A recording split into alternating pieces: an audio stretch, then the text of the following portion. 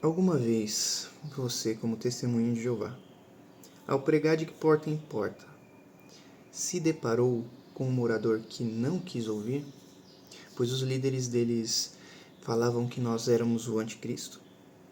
Ou que eles até ouviam, mas não aceitavam nenhum tipo de publicação? Eu já passei por isso várias vezes na minha vida. E o pensamento que vinha era: é claro que eles não querem ouvir. A mentira tem medo da verdade. Ou eu lembrava das orientações de como responder essas pessoas, descrita no livro Raciocínios. Uma delas, na página 18, parágrafo 2, onde cita uma maneira de refutar quem não queria nos receber, porque já tinha religião. Ali cita o texto de João 17:17, que diz: santifica-os por meio da verdade, a tua palavra é a verdade. E conclui com João 17:3. Isso significa vida eterna, que absorvam conhecimento de ti, o único Deus verdadeiro, e daquele que enviaste, Jesus Cristo. Com esse raciocínio, nós tentávamos convencer a pessoa de que o que importa era a verdade bíblica e não a religião dela. Sem dizer isso diretamente, é claro. E nós, pensamos realmente assim? Achamos que a religião pode ser questionada e posta à prova? E o que realmente importa é o que a Bíblia diz? Vamos voltar um pouco no primeiro século para refletir um pouco. Pare para pensar.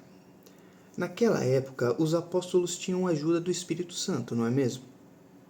Eles tinham, por meio dessa ajuda, a possibilidade até mesmo de ressuscitar pessoas. Temos o caso de Paulo, que ressuscitou Eutico, conforme a gente vê em Atos 20, do 7 ao 12. Ou Pedro, que curou o paralítico Enéas, Atos 9, 33 ao 35. Pedro e João, que curaram um coxo na porta do templo, Atos capítulo 3, versículos do 1 ao 6. Ou a ressurreição de Dorcas, em Atos 9, do 36 ao 41. Dorcas era uma jovem cristã. Ela acabou adoecendo e morrendo. Quando souberam que Pedro estava na região, logo levaram para ela e ele orou por ela. E ela ressuscitou. Agora, a pergunta que vem é: existe algum ser humano ou grupo com esse mesmo poder hoje em dia? Eu acredito que a resposta seja não. Pois bem, se esses líderes de hoje não têm esse poder, ainda que digam ser inspirados e movidos ou até guiados pelo Espírito Santo de Deus, não deve ser na mesma proporção dos apóstolos, não é mesmo? Isso quer dizer que os apóstolos tinham muito mais intimidade com o assunto da adoração verdadeira e muito mais peso no que falavam em comparação com os líderes religiosos de hoje em dia, que se supõem ter ajuda do Espírito Santo, não é mesmo? Ainda assim, os apóstolos se permitiam ser questionados, incentivavam a isso e parabenizavam quem fazia isso. Vamos ver isso na Bíblia? Ali em 1 João, capítulo 4, versículo 1, onde diz: Amados, não acreditem em toda a declaração inspirada, mas ponham à prova as declarações inspiradas para ver se elas se originam de Deus, pois muitos falsos profetas saíram pelo mundo afora. Aí, tá vendo? Muitos falsos profetas saíram pelo mundo afora. Você é um deles, não vou mais te escutar. Calma. Primeiro faça o que o texto pede. Ponha à prova o que eu disser. Daí depois você pode julgar. Afinal, disse ponham à prova, não disse não escutem. Agora veja o que diz Gálatas capítulo 1, versículo 8. No entanto, mesmo que um de nós, um anjo do céu, vos declare como boas novas algo além das boas novas que vos declaramos, que ele seja amaldiçoado. Paulo, na sua carta aos Gálatas, incluiu ele próprio e até mesmo os seres divinos para não serem creditados, se acaso viessem a falar fora das Escrituras Sagradas. Vejamos como ele encarava as pessoas criteriosas como os bereanos. Olha o que diz Atos capítulo 17, versículo 11.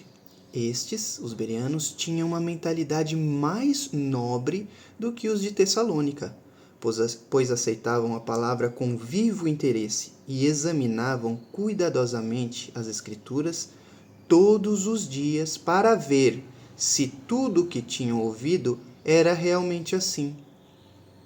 Aí alguém pode falar, mas eles aceitavam a mensagem, eles não questionaram. O aceitar aqui, nesse texto, é no sentido de receber. A prova disso é a própria tradução do Novo Mundo, na versão de 1986.